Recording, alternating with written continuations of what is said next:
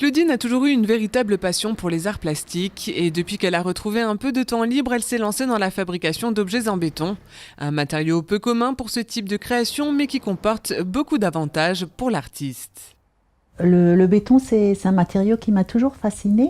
C'est d'une part un matériau qui est facile à travailler et puis on peut y incorporer plein de choses, c'est-à-dire on peut y mettre des billes, du bois, même de la terre, ce qu'on appelle plus ou moins du torchis.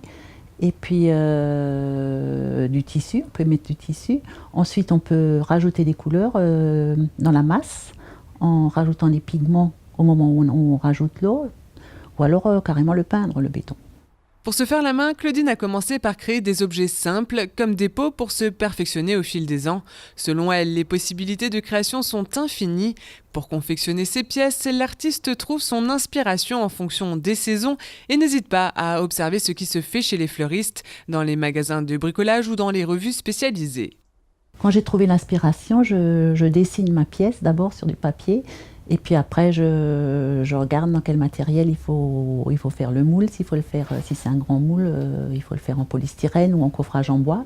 Si c'est des petits moules, je les fais en plastique aussi, ou des matériaux des plastiques que je récupère.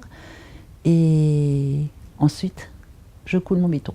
Lorsque le béton est bien sec, on passe au démoulage de la pièce. Une opération délicate qui demande un certain savoir-faire. Une fois la pièce extraite, l'artiste peut passer beaucoup de temps à la travailler.